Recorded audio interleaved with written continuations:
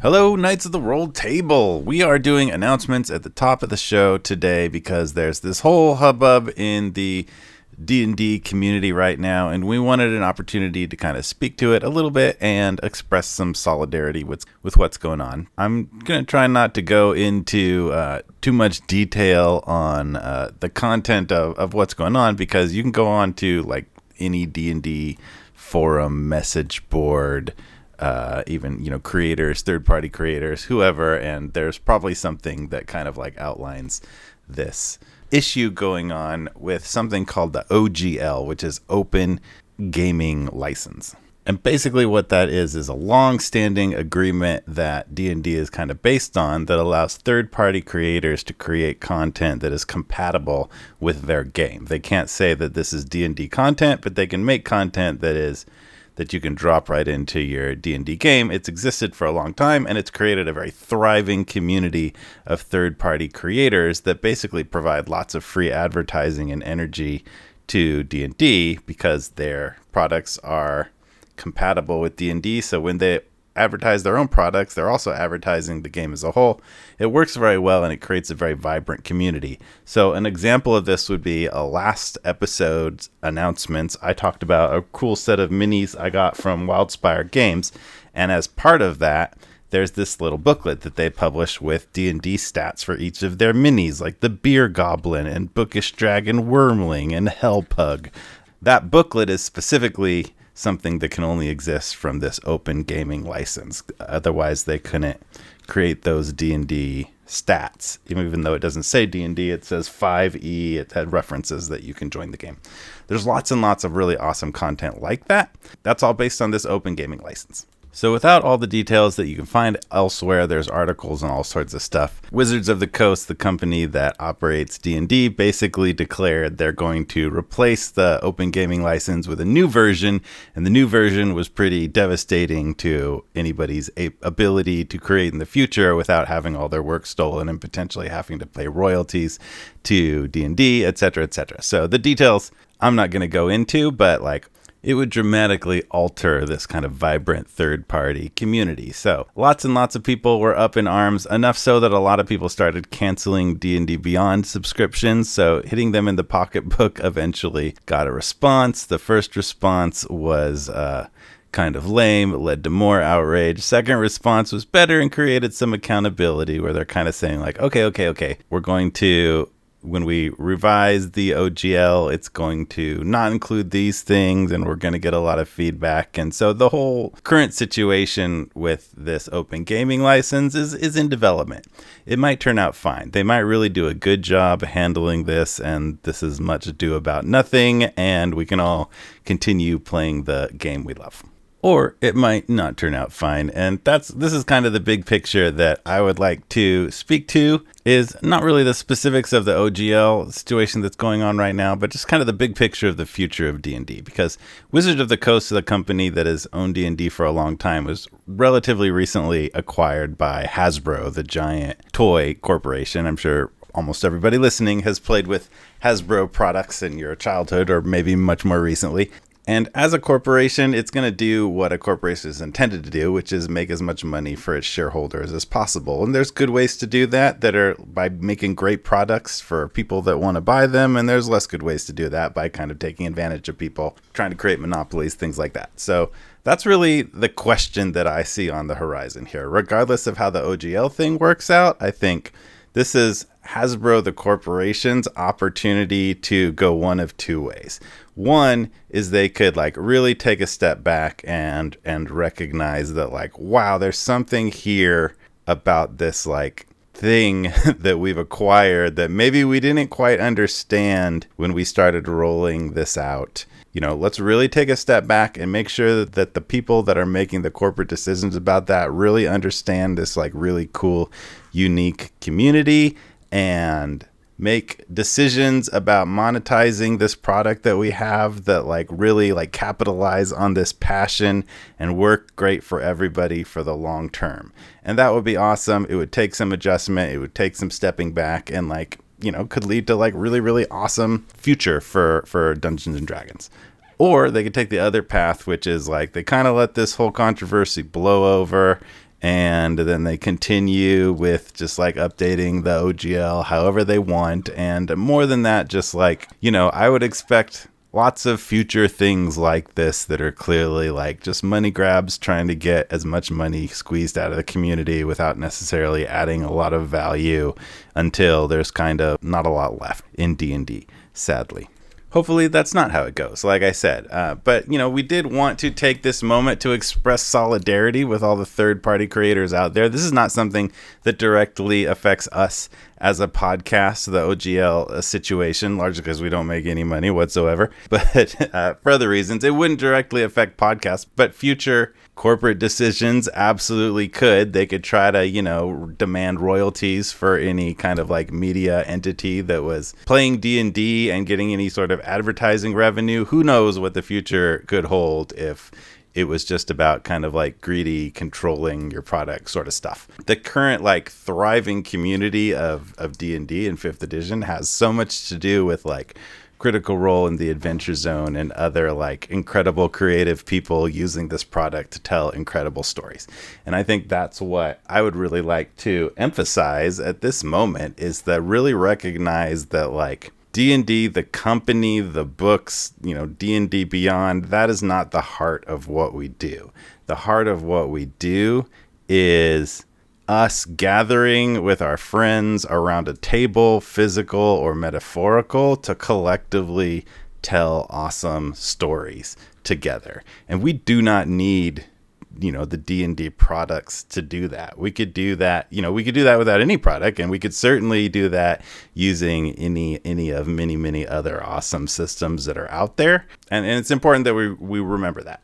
And just because kind of like you're familiar with D&D, you don't kind of like drag on supporting something that you start to like not want to support so much just because it's kind of easier. So I think in solidarity, our message with this podcast to whoever it matters to is like, we're going to keep an eye on these development and kind of like what rolls out. And we hope to be able to kind of proudly continue to support D&D and all that they're doing. But if that doesn't happen, we'd be very happy to switch to something else. We could switch, really at any point. It would be difficult to switch kind of mid-season, but we could finish out this story under a different system without affecting it too much, because the heart of what we're doing is the improv and the fun in each other's characters, and we could continue that. And we could certainly do future stories, future seasons under other systems if there was something we were more excited and more proud to represent. So that's out there. You should think about that also with your own games. Educate yourself a little bit about what's going on if it sounds like something you might care about, and just make choices that is going to ultimately support this like really awesome thing that we do. I mean, I think this kind of collective storytelling aspect of humanity that D&D and other role-playing games taps into is like a really amazing thing. It's a really amazing experience that not everybody gets if they don't have the opportunity to kind of like tell stories, create stories together with their friends. And that's something we should cherish. It's something that everybody should be able to access. It's something that everybody should be able to contribute to. And it's something that we love you joining us for as we create and enjoy. When I introduce segments with hello Knights of the Rolled Table, those are all intentional words. I don't say hello listeners of Knights of the Rolled Table. I say hello Knights of the Rolled Table because I consider all of you a part of us. Just by listening, you're a part of our creative process. You're a part of this adventure and storytelling that we're all sharing, and we thank you very much for your support and your consideration. And with that, we will move on to this episode, and I will have a low voice announcer guy give us a little recap. So take it away, low voice announcer guy. Last time on Knights of the Rolled Table, our heroes, after concluding their side quests in town, joined a daring plan to infiltrate Malkedoth's lair. Riggs introduced them to Torque, a double agent member of Malkedoth's guard, who would escort them into Malkedoth's lair by declaring that they were knights and they had been captured. He bound their arms, took their weapons, and led them into the fortress. The plan worked surprisingly well as they moved through layer after layer of guards, eventually meeting Minister of Operations John Fletcher, who seemed surprisingly pleasant. John Fletcher allowed them into Malkedoth's throne room where, There was some smack talk that happened, and then eventually Sarsa turned into a werewolf and attacked. Roll initiative!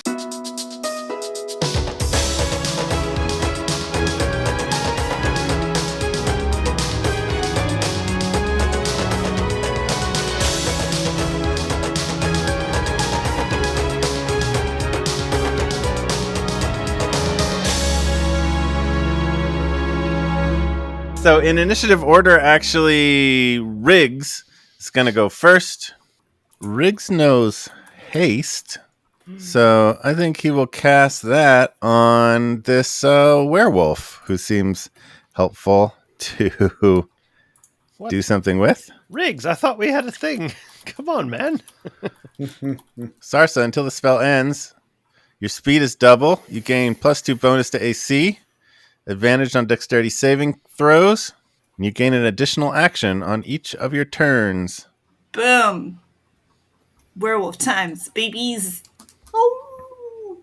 He'll do a bonus action thing, but not anything you notice. Riggs doesn't really have control of any of the items that you need to fight, so he's not able to hand out weapons or anything. But he draws a large maul actually that he carries with him and kind of gets into fighting stance, and that will bring us to Branch, who is a spider on the ceiling. I'll tell you what I would like to do. You can tell I have no idea where I am in the room relative to everything else. You've used a full 2 or 3 rounds of movement as a spider, which is probably not taking you terribly far down this 100-foot chamber. You're certainly a little bit closer to Malkedoth than the rest of the party, but you're also, the ceiling is probably also pretty high, maybe 30 feet, so maybe you're roughly equidistant using the trigonometry of that from Malkedoth, about 90 feet. I don't want to abuse the amulet powers that you so kindly gave me. Good.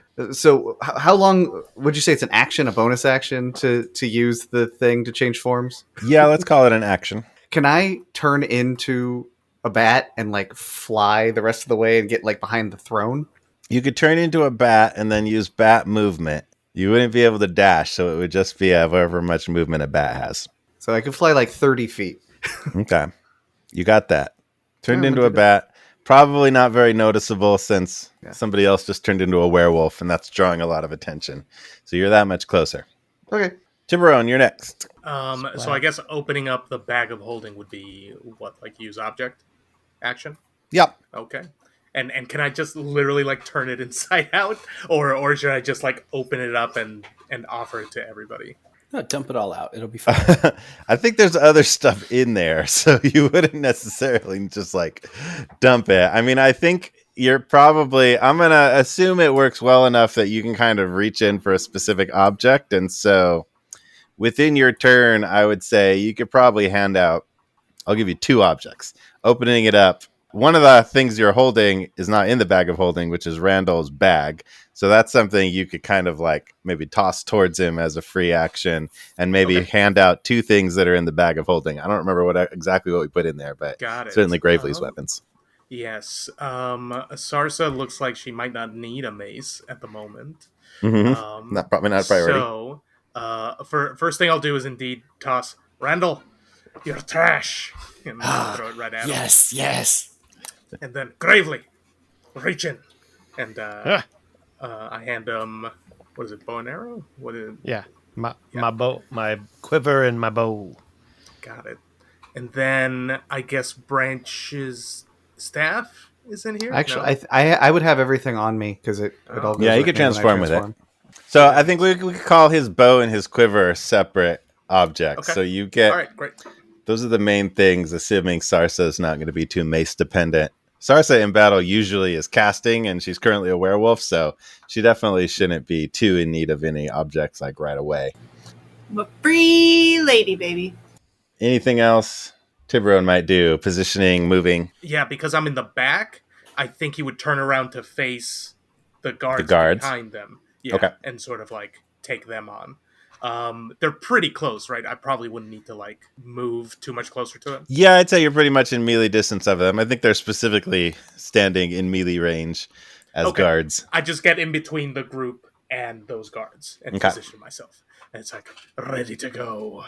Gravely is next up. Okay. Your weapons have been tossed towards you. You have binders still on. Torque has not yet released them. So if you want to make a dexterity roll with disadvantage to just try to catch those with bound hands, you can. Otherwise, they probably sort of clatter to your feet. Dexterity with disadvantage? Yeah, because handcuffs.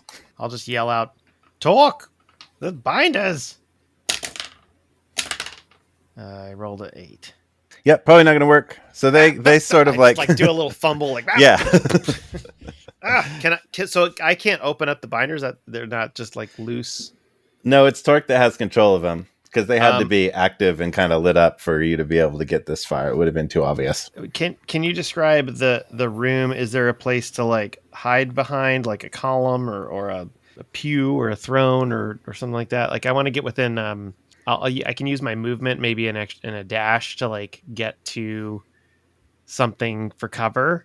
Yeah, I'd say there's probably kind of like some columns along either side, maybe every 15 feet or so. Columns lighting to the right or the left, but also against those walls, kind of like beyond the columns, are these. They haven't like reacted or moved in any way, but there's these kind of like armored figures lining the walls over there too. Cool, of course. Okay, I will go over to the nearest column that I can hide behind that I still have pretty good eyesight on Malkedoth, and I'll just kind of I'll just keep yelling like, "Talk! Release the binders!" Can I have held an action? Yes. Sure. Okay. Yes, you can have held the action. So, all right, I'm gonna hold an action to. So you end up standing kind of like awkwardly still. So do you still want to have like hid back there, or do you want to? I'll still use my movement to move to. Okay, sure. 30 feet. Yeah, I'll let you hold that because it's more fun that way. Torque goes next and fiddles with the binders, not with the binders, but his device that unlocks the binders, and then similarly to Tiburon, kind of turns around towards the guard that's like right behind him, and that will bring us to Sarsa. No, that will bring us to Gravely's held action. I assume your held action was waiting for binders to unclick, so that happens. So a held action is just the action. I can't cast a bonus action. I realize that. Yep. So I'm just gonna shoot the dude Malkedoth in with my arrows. 25 to hit. Ooh. Miss. Yeah, I don't like that he's having to look. Is that the first attack roll of the season? Probably. No. Maybe. First serious attack roll. I think we've attacked a door. So you're battle hardened this season. It's not like you're out of. It's not like you're out of practice or anything. 25 will hit. Roll damage. 14 piercing damage. All right. You probably have 2 attacks, right? Because Ranger.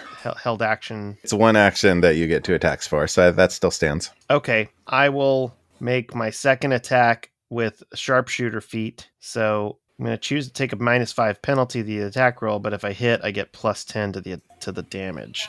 All right. All right, baby. High stakes. Natural 20. Oh, dang. Oh, shut up. Okay, so that's a 31. Oh. 31 -5.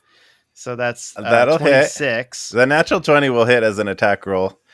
Okay, that's a crit. Okay, so double your dice and make it happen. It doesn't double the sharpshooter thing, but it doubles dice. You don't have Hunter's Markup. So it'll be whatever crit damage is plus 10. Yeah. So 27 plus 8, 35. 35 damage altogether. Yes, sir. Ouch. Good heavens. Well, this concludes season 6. Yeah. Win. Gravely, baby. You fire that second arrow and it hits him square in the chest. And besides, like, obviously, like, very much startling him, and he kind of like staggers backwards, you kind of notice it like didn't really behave in the way that you would expect an arrow hitting like heavy armor would hit. Like, clearly hit him, went into him. He reacts as if he got shot in the chest with an arrow. But like the notion of like, if you were shooting an arrow with heavy armor, hitting it square, even if it went through, it just like move in a certain way that like it didn't kind of like move like it was hitting heavy armor. Something's off. And that will bring us to Sarsa. That's a me. Sarsa, I don't think he's actually wearing armor. Just a hunch. I mean, we want to attack this guy, right? Yeah, I'm just kind of yelling to you. Yeah. Well, Sarsa's in wolf mode. She is? It's wolfing? Yeah, I want to, because I've got haste, right? And you said this guy is what, 90? 90 feet, away? yes. And haste means I can go double my distance? Let me reread that. She's going the distance. You got better AC, advantage on dex, additional action, can only be used to attack, dash, disengage, or hide, or use an object. Speed is doubled, yes. She's doubled her speed. You've also got an action where you could dash, so like you could definitely get wherever you need to get on this turn. She's a werewolf, werewolf in her time of need. Because my wolf form speed is 40 feet. Mm-hmm. So I could travel 80 feet and be right there. Mm-hmm. And then she's dashing and crashing and turning into a wolf. Dashing to the throne in werewolf form today. Pause the battle. Let's just rip on this. Throat. He won't Flashing be all okay. the way. Malkedoth is dead. He's gonna die real soon. Melee is like 5 feet, so I won't be quite in melee range, but I can get within 10 feet of him. Do it. Let's pause there. So you're gonna use your haste speed just to get up to 80 feet. So that you're at 10 feet with him. So we're that far, right? Mm-hmm. I think so. That like brings you right up to the edge of kind of like a little platform that this throne is on. Mm-hmm. And you're like right at the edge of that where you kind of reach forward and you're pushed back a little bit. And it's not that like you hit it like a solid barrier, but like as you surge forward, it's like the air is thick. It like resists you. So there's something here that it's not fully stopping you, but like some sort of barrier that like whatever you do next, it seems like it's going to impair your movement a little bit. You have 2 actions and a bonus action left. You could use one of those to dash to get some more movement, or you could try to cast a spell, or you can do a lot of things. I'm in wolf mode, so I'll do that dash to get that little extra movement because I want him to feel my breath on his face. Yeah, so you cover the 80 feet with just movement, and then like you use your action to dash, which should get you another 40 feet. As you step into this platform, like you feel it like resist you fully, and basically your full dash that should go 40 feet Doesn't only gets you the 10 feet like right up to him. So you get where you want to go, but you're like moving in slow motion almost. With that in mind, the attack I'd like to make is pounce, which requires me to move at least 15 feet straight towards a creature, and then hit it with a claw attack on the same turn. Yeah, I think you did. You've moved 90 feet towards him, so that's I good. figure I've earned this. Well, I just realized that I have to make the attack first, and then the pounce comes into play if the attack lands. Yeah, so basically, if the werewolf moves at least 15 feet straight towards a creature and then hits it with a claw attack on the same turn, the target must succeed on a DC 14 strength saving throw or be knocked prone. Okay, so you're pouncing, you're attacking, you're going to roll your claw attack. So that's going to be a 14 to hit. That will hit. That 7. target's going to make a strength saving throw? Well, first he's going to take 7 damage. Okay. And then he makes a strength saving throw. 15. That'll save. So he's not knocked prone. So you launch this pounce and it's good werewolf form, but you like jump forward and enter this barrier. So essentially like full snarling wolf claws out, launching at this creature. Like you go towards it in slow motion and still land on him and sink your claws in and do that damage. But not surprisingly, you're not able to like knock him down. And also that was real weird, but looked super epic from the other end of the throne room here. I mean, I just traveled like 100 feet. And then I get a bonus action. Yeah, if you have one, you got bonus action left. Yeah, bonus action. I'm going to cast my spiritual weapon. Let's do it at a 4th level. Okay. And then that gets to hit him. Still an anchor? Do you have a wolf version of your spiritual weapon? It's a furry anchor. It's just a tongue. No, I'm just kidding. Like a dog tongue. No, it's still an anchor. She's true to herself. The gigantic paw. And that's going to be, a 26 to hit. Dang. Dang, that will hit as well. And that's going to be 17 damage. 17 anchor damage. He just got like walloped a bunch of times by a bunch of things. He's looking pretty seriously staggered and pushed back into his throne. In fact, Sarsa, I think he was like sitting in his throne when he got shot by 2 arrows, and you ran up and jumped on him. So you're probably kind of like on top of him in his Like I said, I want him to smell my breath. And it smells like whiskey and dog. Hair of the dog. Yep. Randall, it's your turn. All right, Randall's going to get his bag of trash, and he's going to open it up, and he's going to pull out the broken electric guitar that he had and the little amp, and he's going to throw it on real fast. Then he's going to kind of warm it up. He's going to... And then there's like another guard in the room, right? Besides our guy? There are 2 guards towards the back. Yeah. All right. And Randall's going to say, "Long live Chancellor Kerr, down with the fascists." And he's going to pull a string on his electric guitar back, and an arrow is going to magically appear inside the space, and then it's going to fly off, and it's going to head towards one of the guards. Roll attack for that. 14. Miss. All right, and then he's going to like keep riffing on the like note that it made. He's going time to end fascism. And he's going to give bardic inspiration to Tiburon. And so that's a what kind of dice he can add to what kind of rolls? D6. Ability check, attack roll, or saving throw. Ability check, attack roll, or saving throw. You have a D6 to add to that. And I think you have it for like a minute, I think. Something like that. 10 minutes. Ooh. All right. So you can add it to any of those rolls. I believe you can choose to add it after you roll, but before you know the result on any of those rolls in the next 10 minutes. Is that your turn, Randall? That's it. All right. Then he eats some garbage. Yep. That'll wrap us around. So that was the surprise condition for everybody who didn't go in that round. That will take us around to the top of the order, where it will be Lord Malkedoth's turn. He's going to pull up something in his hand, and Sarsa the wolf is like right on top of him. So I think he's going to like point it right at your chest and cast lightning bolt. Oh, jeez. Bring it. A stroke of lightning forming a line 100 feet long and 5 feet wide blasts out from you in a direction you choose, which is towards the wolf on top of him.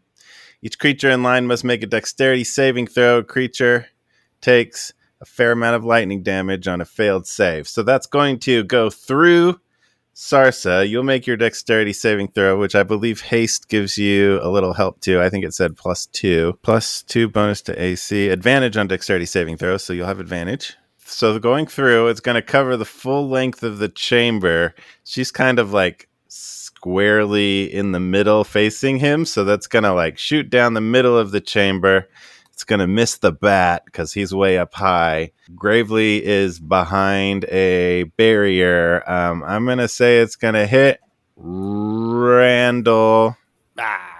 I think just Randall, because Tiburon's probably a little bit off to the side, squaring off against that guard. So you also make a dexterity saving throw, Sarsa and Randall. 9. Probably not going to do it. First roll was a 3. All right, advantage. They got a 17. Ooh. 17 and 9. Oh, you know what? Those are both hits. You're going to take 8d6 lightning damage. I'll roll that for both of 86. you. 8d6. 26 points for both of you. The lightning damage. Zach, did we decide that my werewolf stats stack kind of like druid rules? Or is this from my base HP? We decided you do not know the answer to that because you have not been beaten to a pulp in werewolf form. So you're going to take that out of werewolf HP. And if you run out of werewolf HP, let me know. Okay, you said 26, right? Yeah. Okay. The lightning ignites flammable objects in the area that aren't being worn or carried. I don't know if lightning has any other effects we'll say no for now. But all your hair is also standing up. I think as a werewolf being hit, like all your werewolf hair and Randall's possum hair, everything, you look way bigger, both of you, because everything's standing straight out. Randall, any trash like your bag? If your garbage bag was just a regular garbage bag, Randall, it would definitely burst into flames. But if it had any sort of like magical property, it might be more resistant to that. Certainly whatever you were eating and any other kind of refuse that has fallen to the floor, that would burst into flames. No, my trash. Any effect on my electric guitar? So good. It's supercharged. I don't know. Is it a regular electric guitar or a magical electric guitar? No, it's a broken electric guitar. Okay, it's more broken, I would say, in that sort of situation.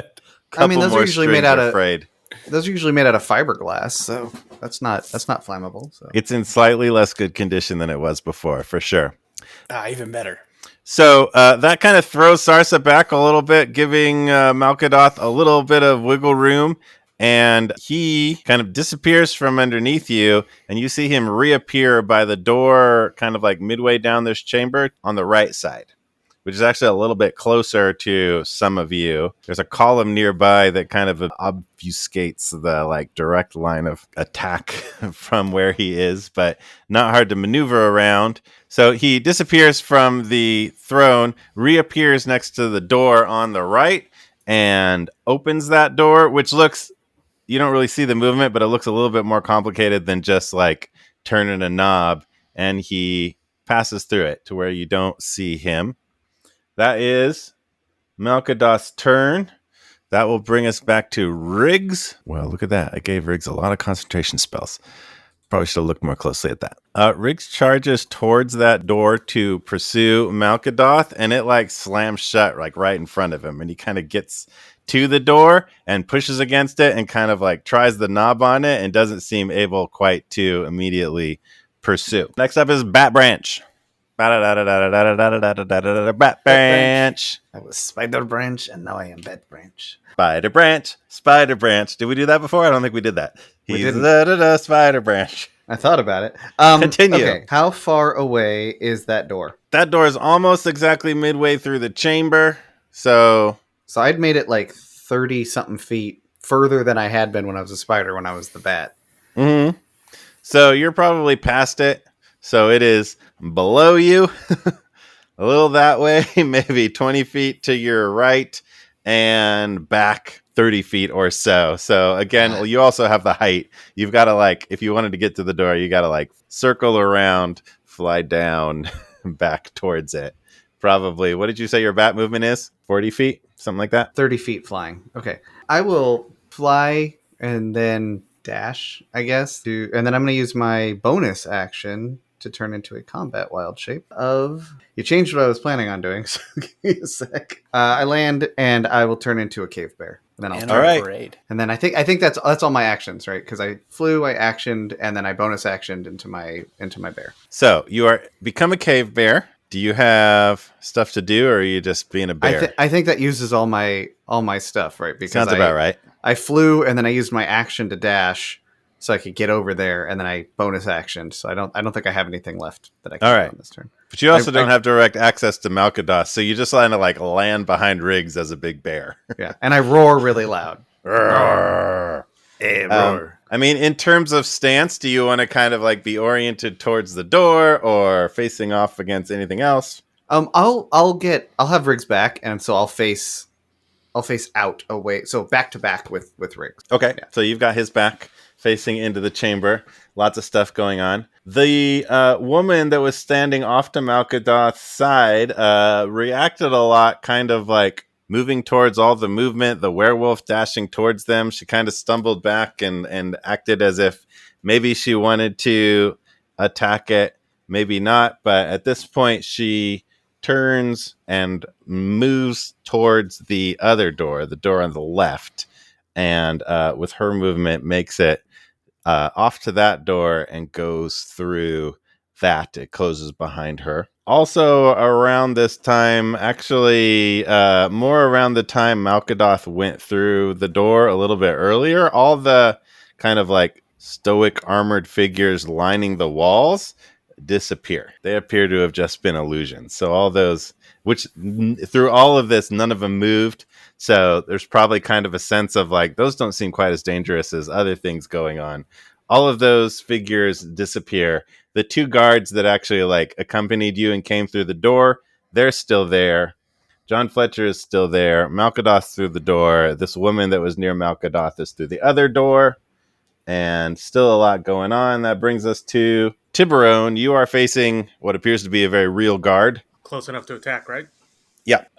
I'm going to go for it. I'm going to go for an attack with my scimitar. Stabby, stabby. That's a 13. Miss. Ooh, okay. I believe I get the second attack off that attack action. Mm-hmm. Ooh, a 1. Yeah, also a miss. Got it. And first one is like parried by the guard, and the second one, the guard kind of like deftly like kind of maneuvers around and like not only just like deflects your blow, but kind of like pushes it back to like stagger you a little bit backwards, just narrowly missing, like driving your blade like into your own arm.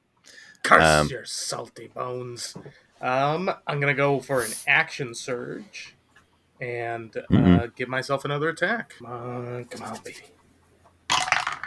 12. Not gonna do it. Nothing, man. Oof. First one is a 13, right? So you know you have to beat that. Yeah. No, I. You still get 2 attacks on the action surge. Oh, okay. Yeah. I think you have bonus action too as a whatever you are. You were like 2-handed fighter, right? Yep. Keep them coming. One of them's got to go. Keep them coming. This is with your strength bonus, right? That should add a little bounce. God, another 1. Ooh. Oh my gosh. What is going on? Just bad dice tonight, boys. Tiburon's level of intimidation is sharply declining. And I guess final roll. Okay, finally. All right, a 19. 19 will hit. Attack roll. Hallelujah.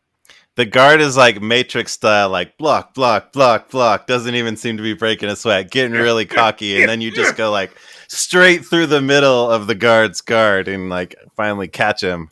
Roll damage for that. Yeah. That is 17. Ouch. Definitely changes that guard's mind about your level of danger. Is that your turn? That is it. Next up is Torque. Torque's over there with the other guard. He's definitely compromised now as a traitor, so that's going to be a big deal for Torque. He attacks and misses. Attacks again. Misses again.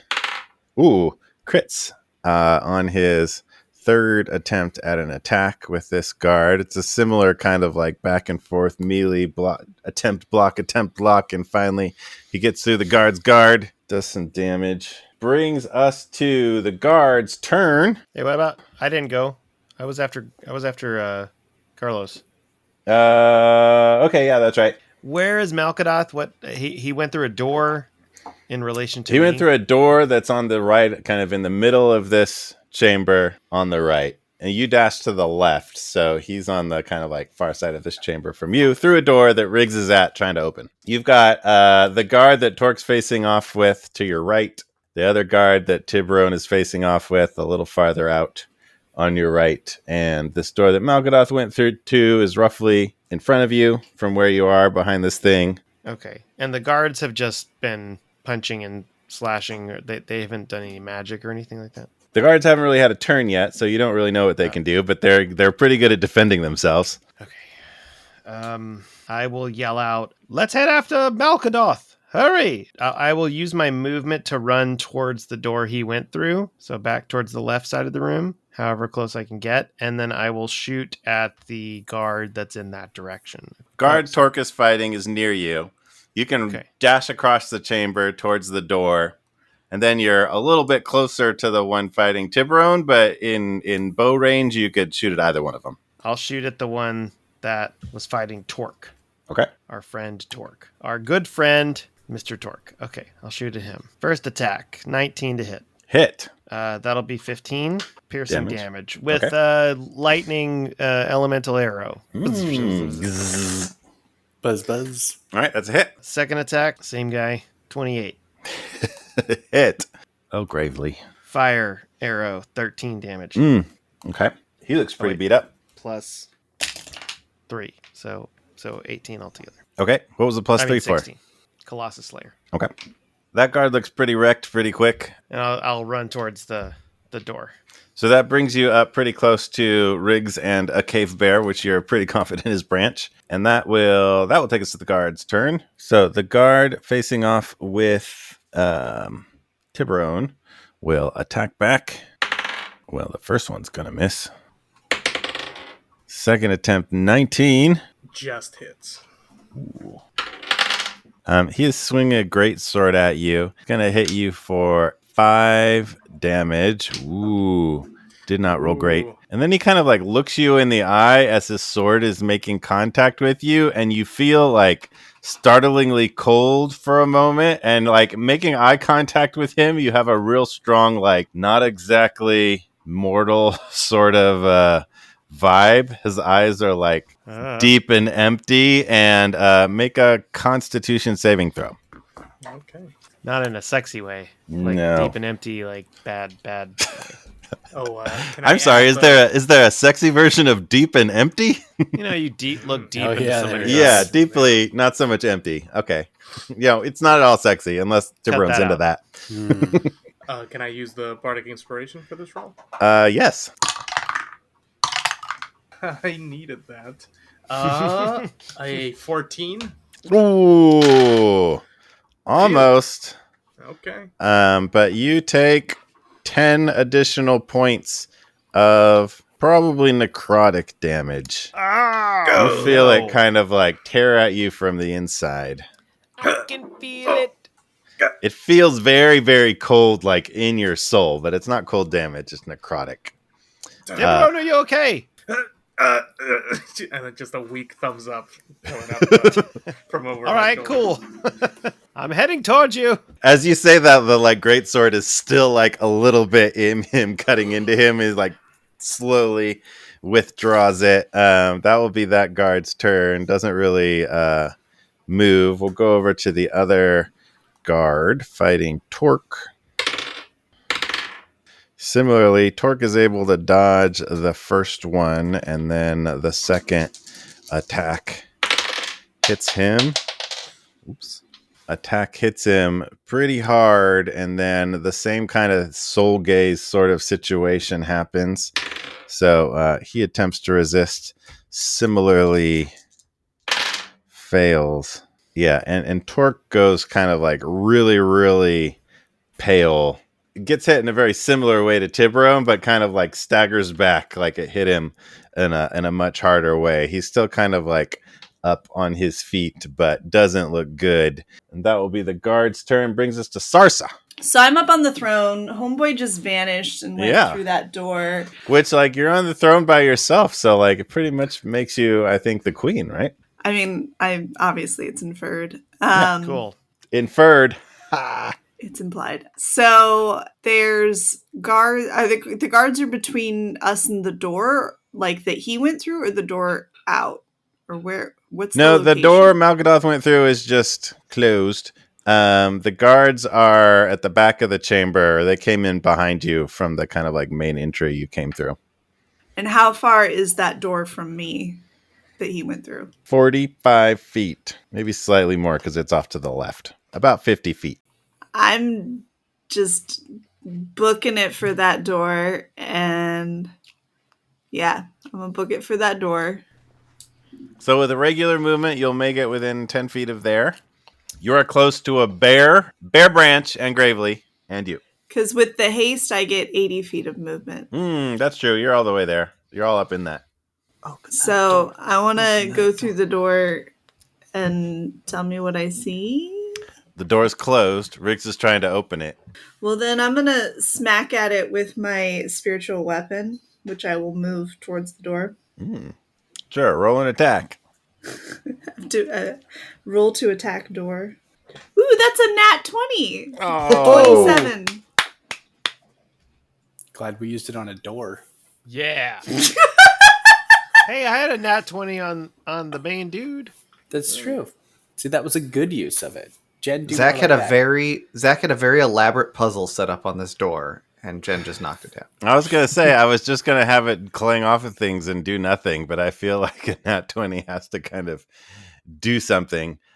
Yeah, I think Werewolf Sarsa running up kind of like distracts Riggs, and he turns around, and behind Werewolf Sarsa comes this anchor flying at him, and he like ducks, and it like hits the door hard, and for whatever reason, like something clicks, and the door kind of like with the anchor like embedded in it, the door kind of like creaks open. It's very dark in there, and that's where you're at.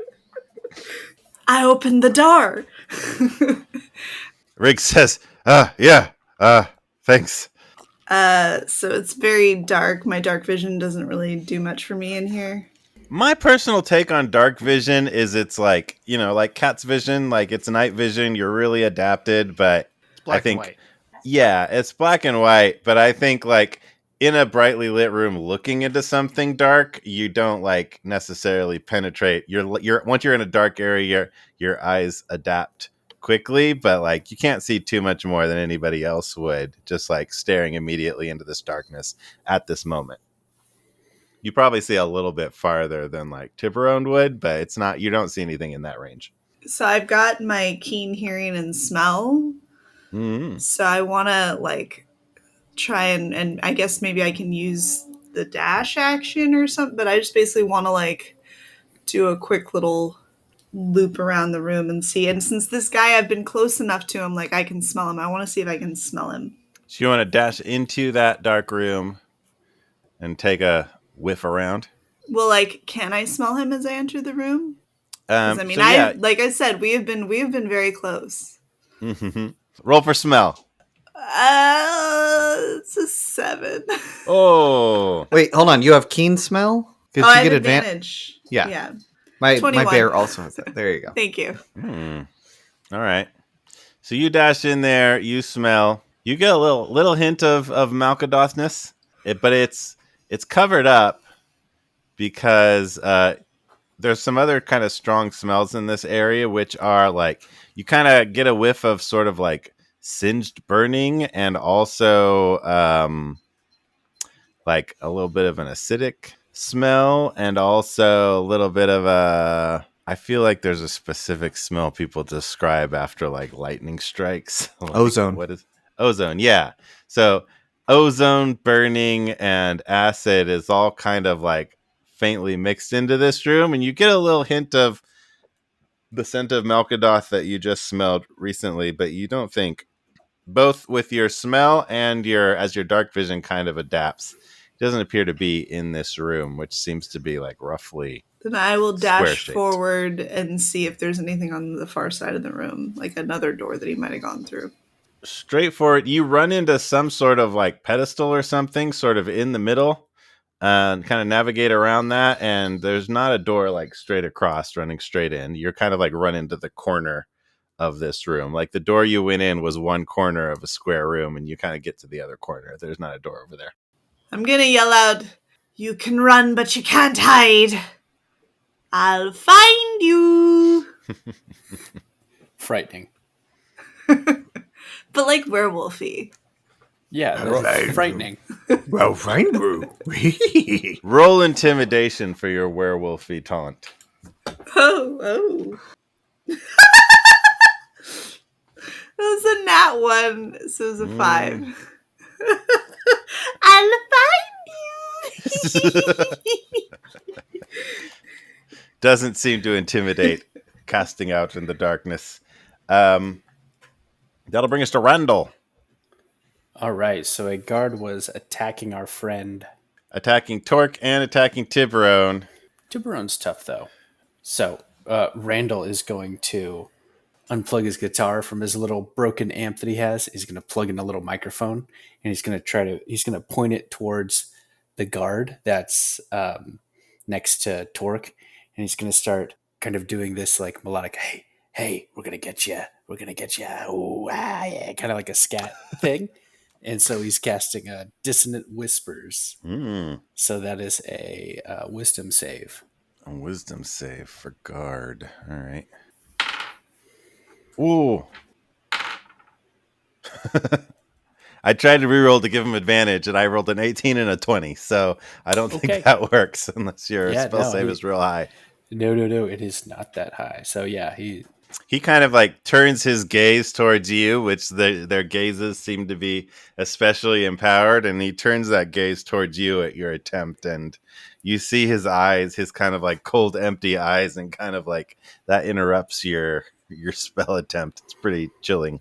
Yeah, he'll still take 2 damage, and that was rolling a 4 on 3d6, so a pretty bad roll. That's at an impressively low roll on 3d6. 112. 112. Halved for 2. So that one looks like really, really wrecked, but like the like cold gaze doesn't really seem to be interrupted by how like torn up the guard's body is. Anything else for Randall? He's gonna head towards like where everybody's going at the back of the room. Okay, head towards that door. Yeah. Cool. Next up, that'll wrap around to the top of the order where Riggs walks into the room and pulls out looks like some sort of pad he has with him where he has some notes, but it's also super dark in this room. Let me see if he has anything in the way of making light. Aziz, light. I don't think he has any sort of like magical lighting abilities, so he can't do much. Like he probably has a torch or something, but he's doesn't quite want to fiddle with that yet. So he like charges in.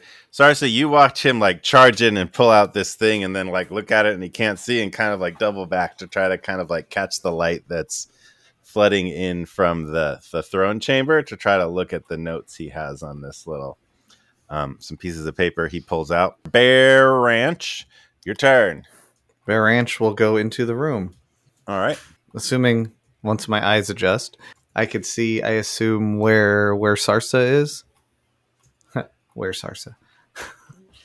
Bear has dark vision as well. Uh-huh. It's a cave bear. Yeah. Walking into this room, eyes adjusting a little bit, you can see Werewolf Sarsa on the far side of this room that you entered a corner of. So there's a corner of the room to your left, corner to the right, corner in front of you that Sarsa's in. Little pedestal to the front. It looks like there's something on each wall in the kind of center of each wall. You can't super clearly make out, but there's maybe something written in the middle of the walls or something like that. And you think you see some sort of a door off to the left, the corner on the left. There's where the door is. I will go to the door.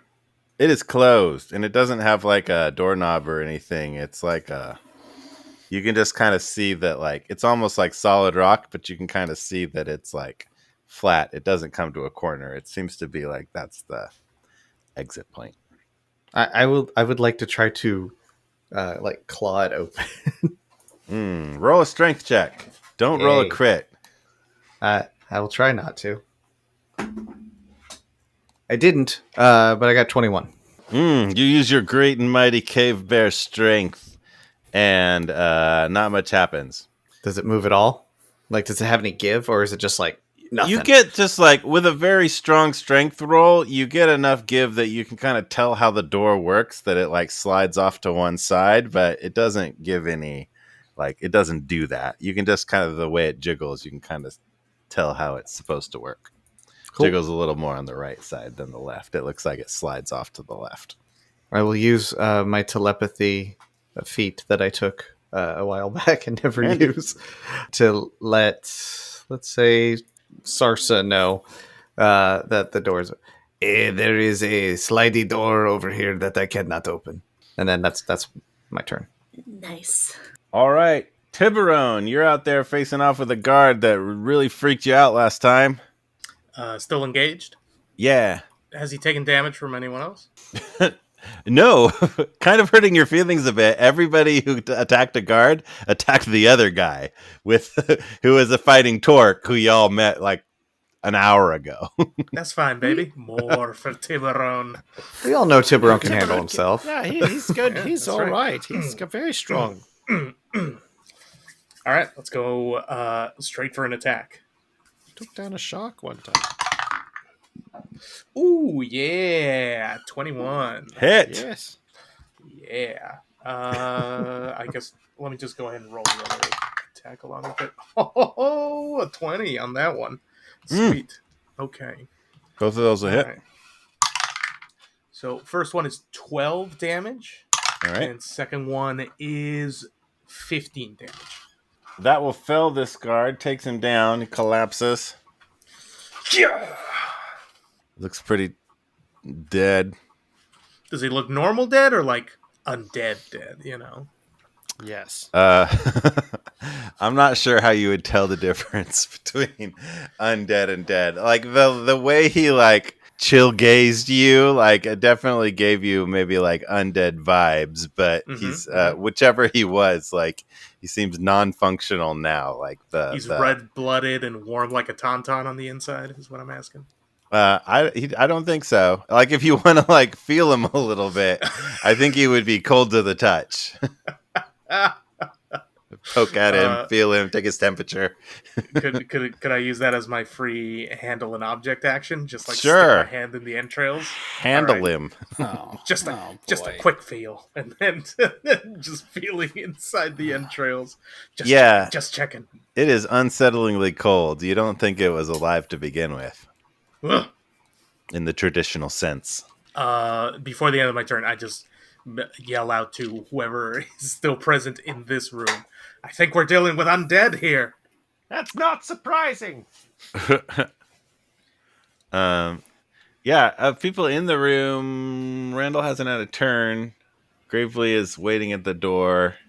It's largely just Torque and the two of them, I think. That'll bring us to Torque's turn. He's facing off against the other guard, who's looking pretty bad, facing Randall. Hey, you forgot me again. Dang it! Yeah, that's true. Gravely's turn. Okay, so have I reached the door? Yeah.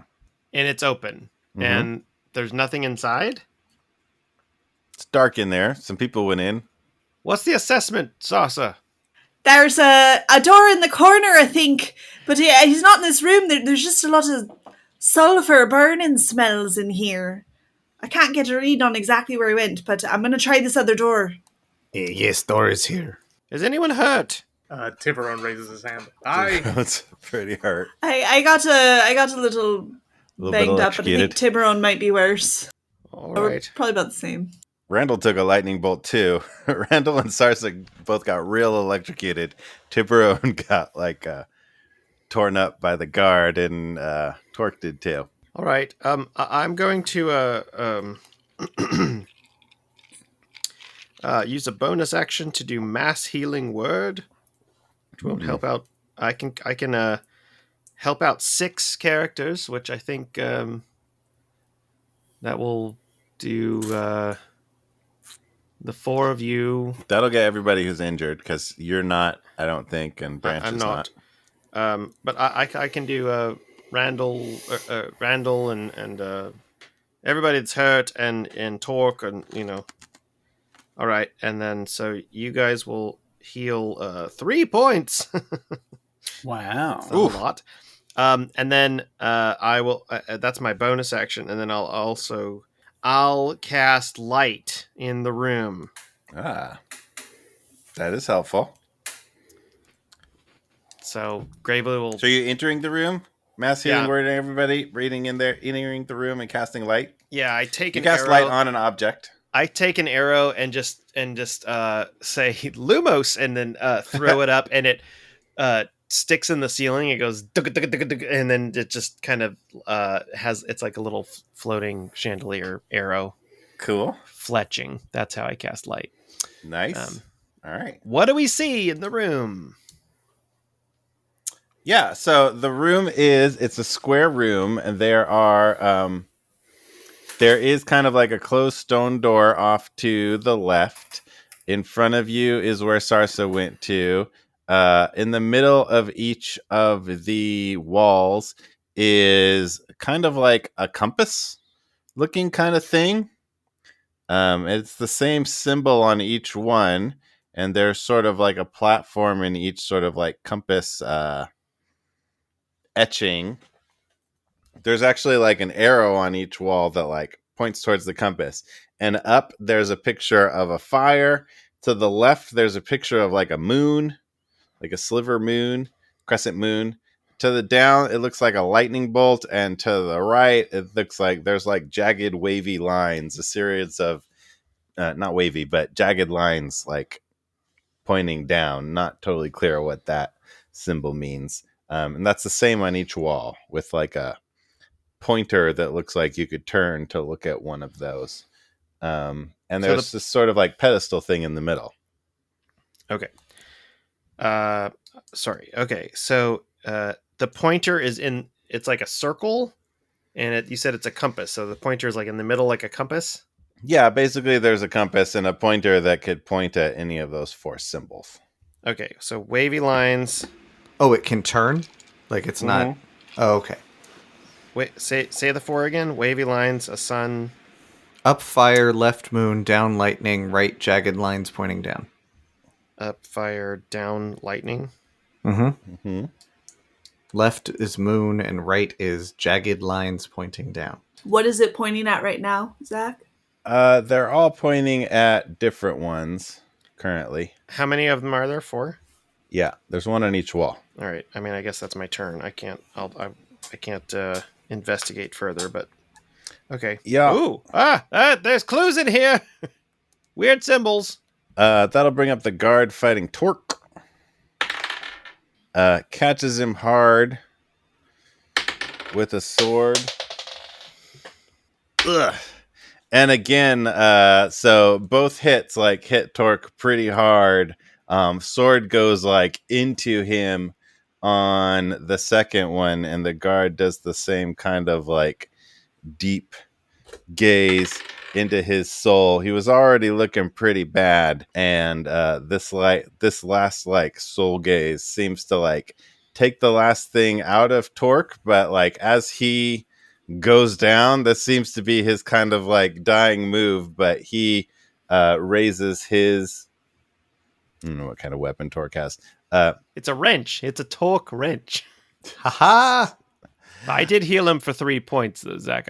Let's not forget. It did, and that was almost if the second sword hadn't gone deeply into him, and then the little soul gaze like might have pulled him out of it, but it's not gonna work. But like as he kind of like goes down, he raises his giant wrench that he's wielding and just like slams it into this guard's face, and it goes into the guard, like right into the guard's cold dead eyes, and the guard collapses, and they kind of like both collapse in a heap. It doesn't seem like Torque he was made pretty hurt already by my arrows, right? Yeah, that guard was pretty wrecked by you, and Randall both went after him. Okay. So Torque was able to take him down in the last breath, but it doesn't seem like Torque's okay. Hey, Torque, get in here. We need your local assistance. Tiburon's the only in that one. Actually, Randall would have been pretty close to that happening. Tiburon's also over there, having just dispatched his own guard. That'll bring up to Sarsa's turn. All right. I want to head over to the wall that Branch was saying that where the door was. Mm-hmm. But as I'm going, I want to... So I'm assuming I'll be passing by one of the walls with the pointy thingy and the symbols. Yeah. So I'm heading in that direction, but the wall that I'm passing, I want to move the thingy so it's pointing at the moon. Okay. Because why not? I have a thing with the moon. Yeah, you do. Make a Constitution saving throw, Sarsa. I'm going to say you can do this with advantage, because a moonbeam cast down upon you in a 5-foot radius, you're suddenly lit up. Make a Constitution saving throw. Ah! All right. 19. Ooh, that'll resist. So take 1d10 damage. Moonlight damage. Did you investigate a wall that was already pointing at the moon, or you turned the thing to the moon? Turned it towards the moon. All right, I had misheard you. So Jen, roll 1d10 damage. So you want me to roll the damage? Okay. Yeah. I don't know. 4. All right, take 4 damage. And you generally recognize, I cast the spell Moonbeam, which like stays there for a little bit. Well, I'm going to move out of that area because I'm assuming that would be like part of the way towards that door that I'm heading towards. Yeah, about halfway. Okay, so I'm going to move towards that door. Ooh, a shape changer makes its saving throw with disadvantage. If it fails, it also instantly reverts to its original form and can't assume a different form until it leaves the spell's light. You are back to Sarsa. So Moonlight unwerewolfed you. That makes sense. That's kind of funny. That was totally random. You did that all by yourself. I have awesome. Well, she's not familiar with these things, so she doesn't know. I've taken a total of 30 points of damage. Should I apply that to my health as Sarsa or leave it on my werewolf stats? All wolf damage. All right. Okay. Well, so effectively, so you do transform back to Sarsa right now, and you do not feel extra torn up. Like the wolf damage didn't seem to carry over to Sarsa's form. Well, that's good to know. Then I'm gonna make my way to that door and attempt to open it. So you don't detect any particular like opening options. You can kind of push at it. You watched Branch as a bear kind of like try to brute force it. That didn't seem to do much.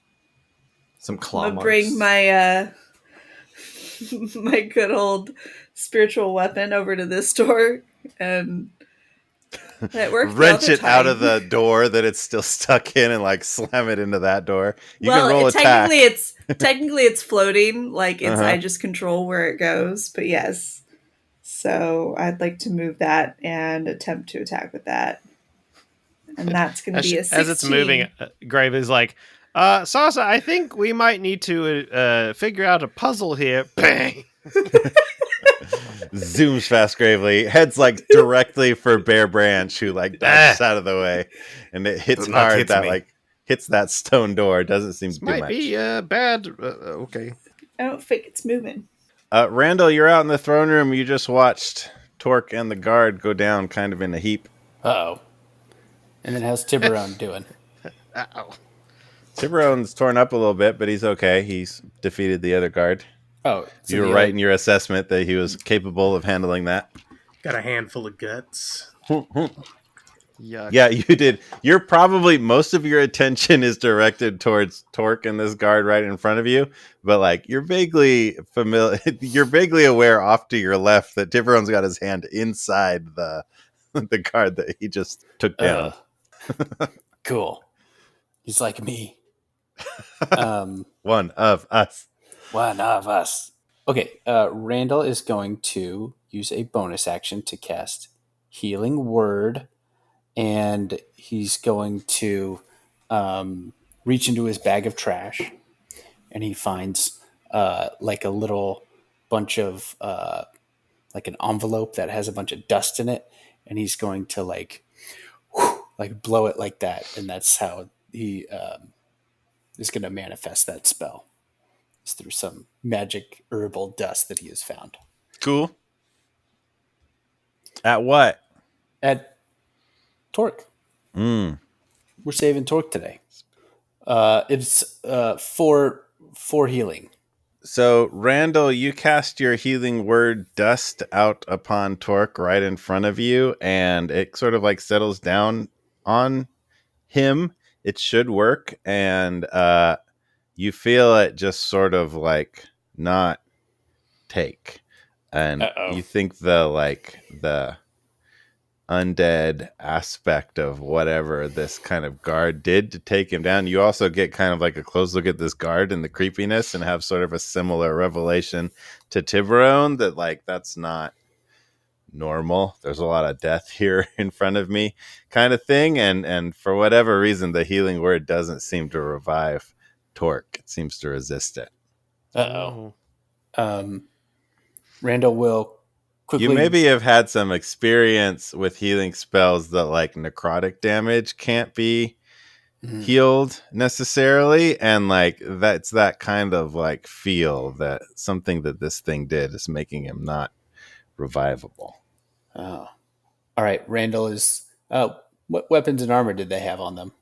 The guards were working with great swords and have some maybe like half plate or something on them. It's not going to fit a possum.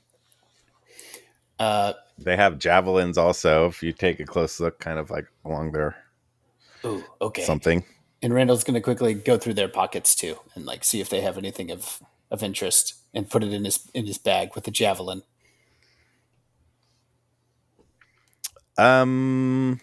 No, like they don't really have pockets.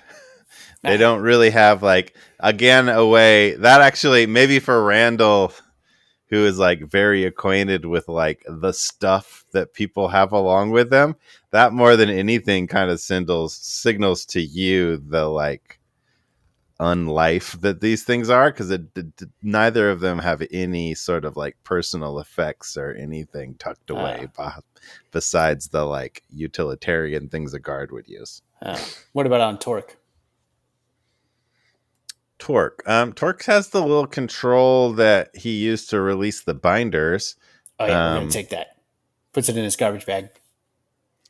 I mean, I don't really know what everybody did to the binders, whether those are kind of like laying around or probably they just sort of like drop to the floor. So as you look around, the three kind of magical binders are probably around that you could pick up. Torque has a few gold on him, like 3 and some loose silver. And a little amulet with a picture of a man and a woman. Oh. Not like an amulet, but like a locket. Yeah, a locket with a picture of a man and a woman in it. Great. He throws it in his garbage bag. Dook, dook, dook. All right, you have all that. Add it to the inventory sheet. You got it. And then he's going to keep heading towards the door. Torque's man and woman, binder, control, 3 binders. And you head to the door? Mm-hmm. Okay. Randall, yes. Where's Torque? He didn't make it. Oh. Hey, which one was Torque? Did you try bringing him back to life? Oh, yeah, it didn't work. Oh. All right, no one go unconscious if you've been hit by this necrotic business. That could be bad. That brings us to Riggs' turn.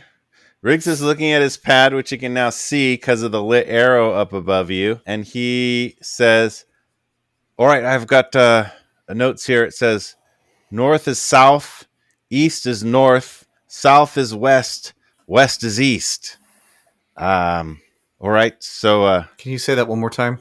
North is south, east is north, south is west, west is east. All right. So to start with, who knows which way is north? Well, I think I do because I'm a ranger, so I think I should have a pretty good sense of direction. All right. So give us a survival roll, Gravely, to try to determine. I mean, I think north. I have a thing. Can I attempt to assist him on that roll since I've done some wayfaring on the sea? No? Sure. I'll give Sarsa that. She's sort of like from navigating in the ocean where like you don't necessarily, on a cloudy day, you don't necessarily have your navigation. So she has sort of an inherent like sense of like, remember which way is north. So you both sort of have that. I kind of look at Sarsa and I'm like, I'll say when we came in, the sun was a bit this way, and right if you go again, the wind direction, right? So yes, but you have to use your fingers and then think about. Right, but I know I'm doing the thing with the L. Okay, I'm doing that. Listen, I saw Moana. This is how it works. So do survival with advantage, Gravely. Okay, all right. 15. All right. So I'm going to call 15 a 75% chance that you are correct. And I'm going to roll a d4 to determine if I roll a 1 on this d4, it's going to be that you're incorrect. I'm not going to tell you the outcome. All right, I've rolled that. So you point with about 75% confidence that the wall just to the right of the entrance, you're pretty sure is the north-facing wall. I'm pretty sure that's the north-facing wall, everyone. And which wall did Sarsa make the moonlight come out of? That was if north is correct, then that would be the east wall. So that the north wall is in between the door you came in and where the closed, sealed stone door is. I think at that point, as you all kind of like look around and look at the north, and are kind of like Riggs is looking at the figures that he's scrawled down, starts with north is south. The door that you came in closes itself, and a figure appears on top of the pedestal in the middle, and it's John Fletcher, the Minister of Operations. So his image kind of appears there, and he looks around, appears to be able to kind of see you, and says, "You don't want to do this. You could turn around. We don't need to do this. Just go. It's not worth it." All right, and I'm sorry, can you hear us? Yes, I can hear you. Are you working with Malkedoth? I'm his Minister of Operations. Yes, I'm working with Malkedoth. Did Look, you not get that? Did you see my big desk outside of the throne room? Yes, I'm working with Malkedoth. I mean, look, this is an age of a bit sassy. I mean, you could very well be willing to have your own mind, but if you're going to be a follower and a sheep, then fine. All right, okay, you've given us warning. Very well. You want to give us a clue? Or you at least tell us why we ought not to do this. I mean, oh, you shouldn't do it. Don't do it. Like, I just don't understand. You don't exactly have a vested interest in us succeeding here. You seem like good people. I don't want to see you lost. How's that? Unconvincing. I know you knights. I know what you do. I know it's probably not going to stop you, but consider yourself fairly warned. This isn't going to turn out well for you. Well, you seem like a good person too, Mr. Fletcher. It seems like you could turn back. What has Malkedoth got on you? I appreciate that, but I am not a good person. Trust me on that. Everyone deserves a bit of forgiveness. Maybe. We have it within our authority to give you a second chance. Please, just tell us. How do we get to him? We'll take our own risk, but at least you could do is give us a hint. You don't know me. You don't know what I've been through. Don't try to tell me what I can and can't do. And the whole point of a trap room is that you can't pursue. I'm not just going to give you the answer. And Riggs is sort of just like staring at his notes and says, all right, north is south, pointing at the north side. And then I'll to turn the next wall. When he says that, I'll turn the thing down. All right, so you walk into the kind of like step up on a platform that's there, just like a slightly raised platform, and turn the north arrow down. Make a dexterity saving throw. I should have cast guidance on myself before I did this. 26. Or that'll save. Half damage though. So 4d6 damage, lightning. So half of that? No, 4d. It's half of 8d6. So roll 4d6. Give yourself that, and sort of a lightning bolt strikes down, hits Gravely, and Riggs like, "No, don't do this! Oh, all right. Pretty sure we need to do them all at the same time. So don't do that." All right. When he says that, Branch will go over to. I guess I'm at that door. I'll go to the west wall since that should be near the door that I'm at. You and Sarsa are together in between the north wall where Gravely just got lightning bolted and the east wall where Sarsa activated a moonbeam. All right. Well, I'll head over to the west wall. Okay. So you can do that. All right. Sorry, Gravely. Riggs says. It's fine. North is south.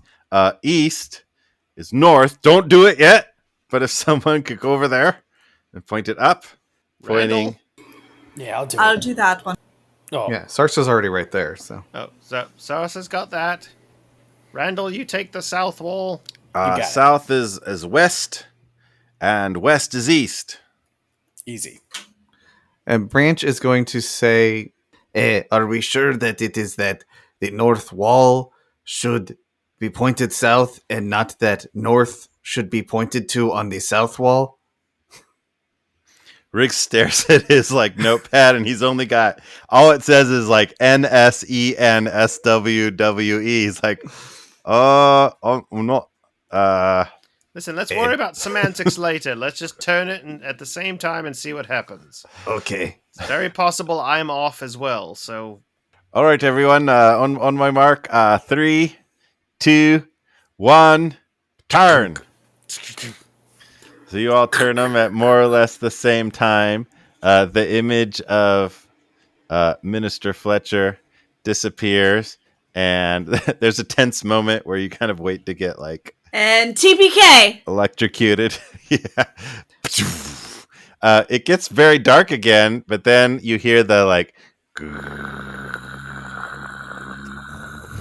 and then like the arrow relights, and that door, the stone door, is open. Hey, we did it. Yay. Whew. All right, well done, everyone. how the heck did Malkedoth do that at the same time?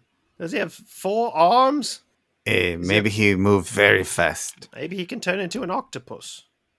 I can do that. I know. I'm saying maybe he's got some sort of key. All right, let's go. Let's go. Right. Branch will lead the way.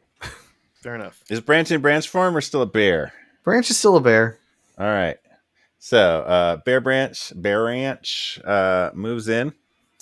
This chamber is Bear again. Branch turned the thing. Yeah. Pause. You just need to move it.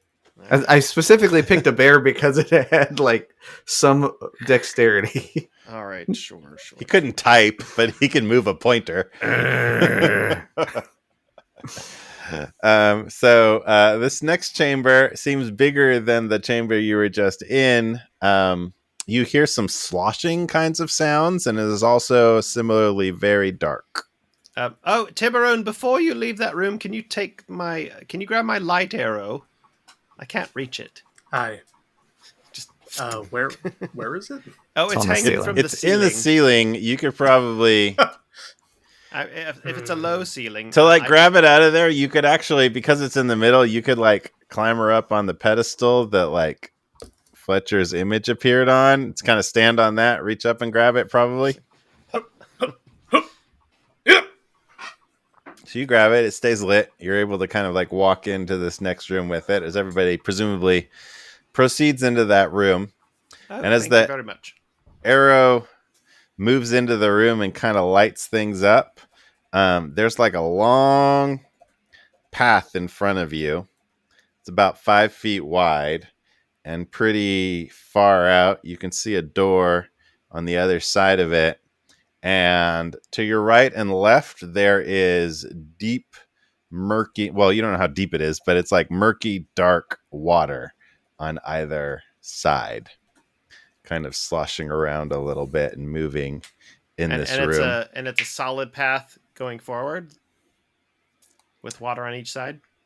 Yeah, it's like a cobblestone path, which is it's not what the rest of the floor has been. It's been kind of like big, solid square blocks. How wide is the path? It's a 5 foot wide path, and the cobblestones are kind of arranged in a like grid pattern. How long is this path? Like from us to the door, the other door? Roughly 50 feet. Okay. Are there letters on the cobblestones? The cobblestones just like cobblestones. You kind of stare at them. They seem ominous. Branch will before you do that, Branch will look at Riggs and say, do you have notes on this room? Right. Let me look. Riggs sort of like looks around and is like, it says 3, 10, and 4, 6. That 3, 10, 4, 6? doesn't seem to be quite enough numbers to get us through whatever this is, and I don't know what that means. Branch is gonna reach out a paw and just like put his weight down on one of the cobblestones. Not enough for like if it disappeared like an Indiana Jones he'd fall in, but enough to like, That one seems trigger it. solid.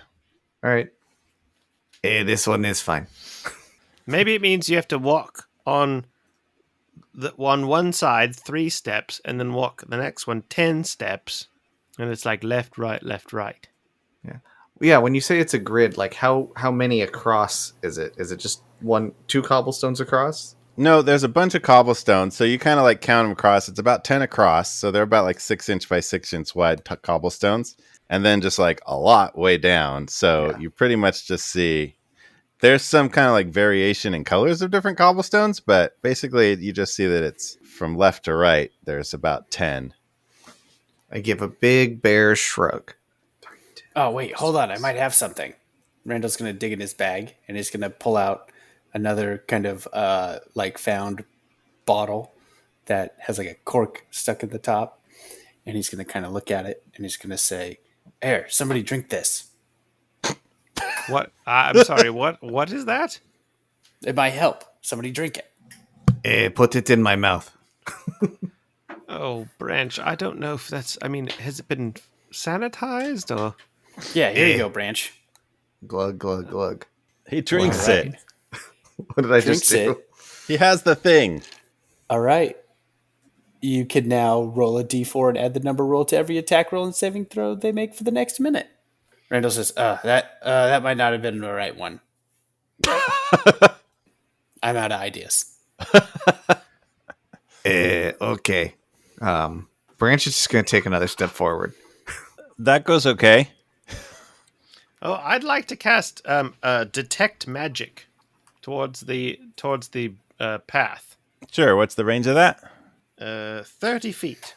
So you like sense the reins of magic within a 30-foot range. You can sense the kind of like spell traps behind you, the whatever is infused to cast fireball, lightning, moonbeam, and the last was acid rain. That was the jagged lines.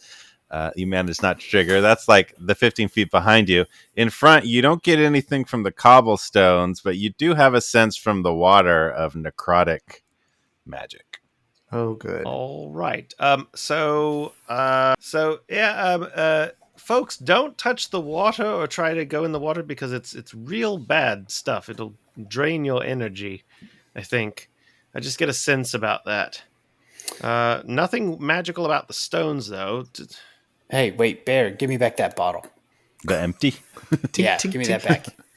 He spits Randall it out. takes Like, it. tink, tink, tink. Randall takes it and he goes into his bag of trash and he pulls out some tongs and he dunks the bottle into the water and then pulls it back up and kind of shakes it off and then puts a cork in the top. You reach into the water to do that, and something grabs you. Make a strength saving throw. Uh-oh. Like a hand. Something under the water, so you're not sure what it is. 3. Oh! Randall like dunks his bottle into the water to try to fill it up, and like you just see him go down. He is under Randall! that water. I would try to grab him. Sure, make a dexterity roll. 13.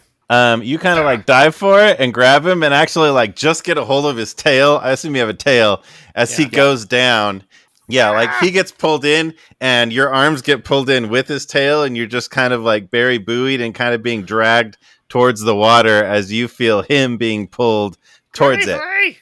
Branch! Yeah, I'm going to, in my giant bear form, I'm going to go over and grab him, trying not to use claws, and try to pull him back. Make a strength roll. There, I'll do that. I rolled a 1, but I have my lucky feat, so I'm going to use it. Oh, you're going to re-roll that one. All Seems right, like a there we good go. roll. Yeah, I am. And that was much better. I got a 17 that time, plus 5 is 22. The bear turns and slips on the cobblestones and just like face plants. You're ready to launch and bear, but luckily, somehow, the way you land, your teeth land squarely in Gravely's backpack, and you kind of stumble up back onto your bare feet, and that pulls up Gravely, which pulls up. He's still holding on to Randall's tail, which pulls up the looks like a wet, gross, growling zombie that is hanging on to Randall. The zombie is like pulled halfway out of the water in this whole like chain of humanoids. Yeah. And let's call it there.